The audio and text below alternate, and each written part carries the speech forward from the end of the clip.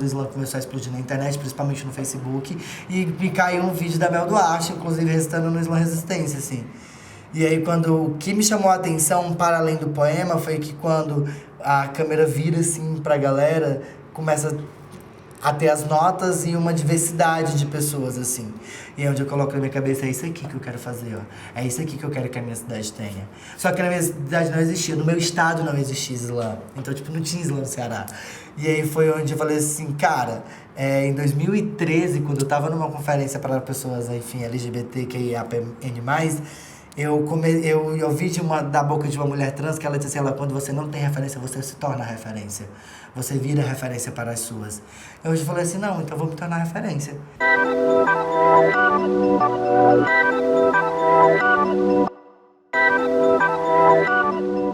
De onde venho, eu acho que ser poeta, ser escritora, enfim, viver de palavra, né? Eu acho que nunca é uma possibilidade, assim. Eu acho que é muito difícil para travestis pretas vindas de periferia ter a poesia ou ter a palavra como um instrumento, né? Enfim, de trabalho, de existência. Então, eu creio que me ver poeta aconteceu muito tarde, mas tudo aconteceu quando eu precisei parar de estudar, por incrível que pareça. Eu já tinha um problema na escola com a literatura, enfim, porque a escola lá é um espaço excludente para, enfim, corpos dissidentes, né? E aí, quando foi com 17 anos, eu tive a perda da minha irmã, e aí foi quando eu precisei parar de estudar para cuidar de 2 sobrinhos, um sobrinho de 3 anos de idade e um outro de 9 anos. Então, eu comecei a me descobrir poeta a partir do momento que eu comecei a entender que eu era uma pessoa que sinto até hoje todas as coisas com a pele virada do avesso. Eu costumo até dizer isso nos poemas, assim, que eu sinto tudo muito aflorado. E aí eu comecei a ver a realidade da minha mãe, enquanto uma mãe solo e precisando fazer essa tripla jornada. E isso começou de alguma forma a me afetar, assim. Então eu comecei a escrever sobre a realidade da minha mãe. E aí eu fazia esses poemas que eram muito mais sobre a realidade da minha mãe e colocava na gaveta, assim. Né? Então, por muito tempo eu dizia que eu era poeta de gaveta.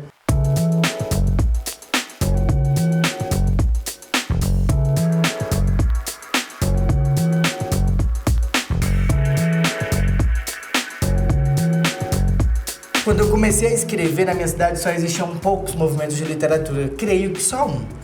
E era um movimento muito branco, cis, heteronormativo, masculinizado e boêmio, né? E eu sempre fui muito, enfim, diurna, sempre gostei muito, assim.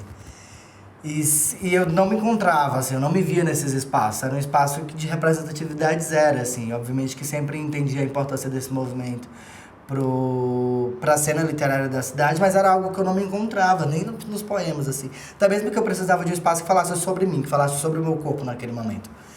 E aí, do final de 2016, eu começo a expor os meus primeiros escritos, depois de uma caminhadona, assim, já escrevendo. Eu começo a expor para alguns amigos alguns escritos, e no mesmo ano eu começo a sentir uma inquietude de movimentos literários, de poesia periférica, né? Dessa poesia que ela é marginal, de que ela tá às margens, enfim, que ela tá falando de corpos que partem de um local que é geograficamente marginalizado. Então, final ali de 2016 também, após expor para alguns amigos e começar a frequentar algumas batalhas de rima, porque era o que tinha na minha cidade, e já me incomodava também, mesmo indo para as batalhas de rima, que era algo que ocorria mais na periferia, ver que era predominantemente ocupado por homens, e quando travesti era algo que não existia, e eu mesma na época me entendia ainda enquanto a pessoa não binária. E geralmente os corpos que tinham, por exemplo, as meninas que tinham nas batalhas de rima era sempre a namorada dos caras, assim. Isso me incomodava bastante, de uma maneira que eu ficava assim, possessa. E aí foi quando dentro das batalhas de rima eu comecei a expor alguns escritos também. Quer saber?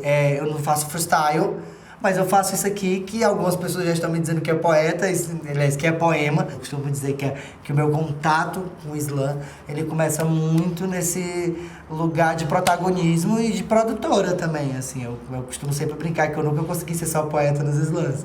Eu sempre tive uma ocupação a mais, que foi produzir, assim. Então, meu contato do slam começa muito no início de 2017, como pioneira no Ceará. E aí, onde também a gente, mais na frente, constrói uma rede de slams no Ceará, que hoje tem 13 slams. E eu fico muito feliz de poder dizer que o slam, ele sai da cabeça de uma travesti preta, e que ele começa no interior do Ceará, então, onde a gente entra nessa contracultura de dizer que tudo ocorre na capital, né? E a gente, não, agora vai ser o interior levando a moda, o hype, enfim, o mecanismo para a capital.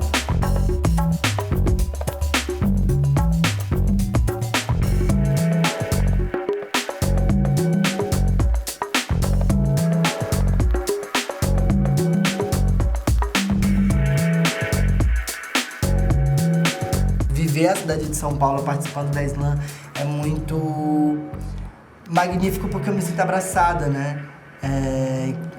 E falar da Slam das Minas não tem como não falar, e recitando uma parte da manifesta que a gente construiu, que Slam das Minas é mundo onde todos podem existir, assim.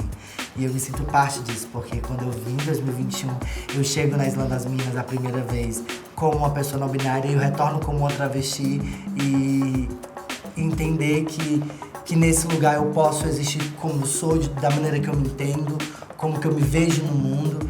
E entender que, para além de tudo, a minha escrita, a minha fala e a minha presença é muito importante para essas pessoas, assim, para essas meninas, né?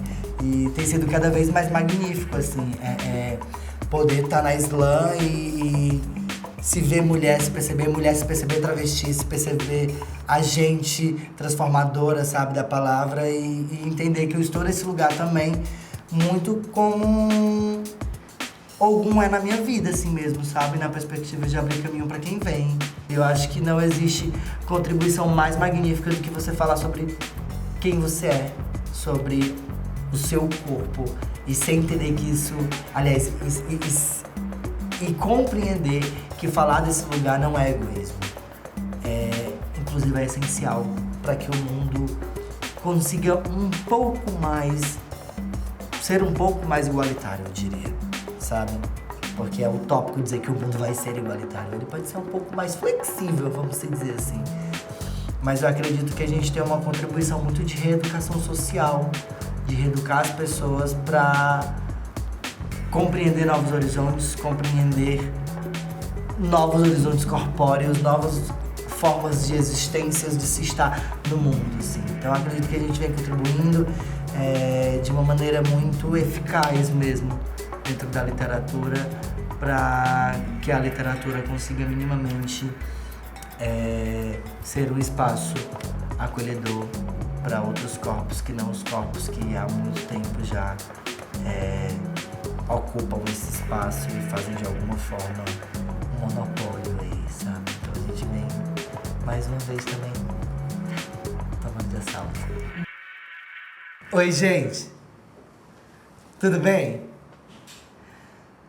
Deixa eu dizer pra vocês, que eu não sou do vale das pessoas que amam demais, mas sou das que sentem com a pele virada do avesso, e eu não me avesto, mesmo sabendo que dizem que o meu corpo não é digno de amor e não é digno de afeto, e isso não mais me afeta, pois minha transição foi a porta de saída de um calabouço que me mantinham enclausurada e privada de viver a minha travestilidade, a porta de saída para um pacto de dedinho onde eu, comigo mesma, fiz para me manter viva, a porta de entrada para entender que o meu corpo é digno de afeto, e isso eu não negocio.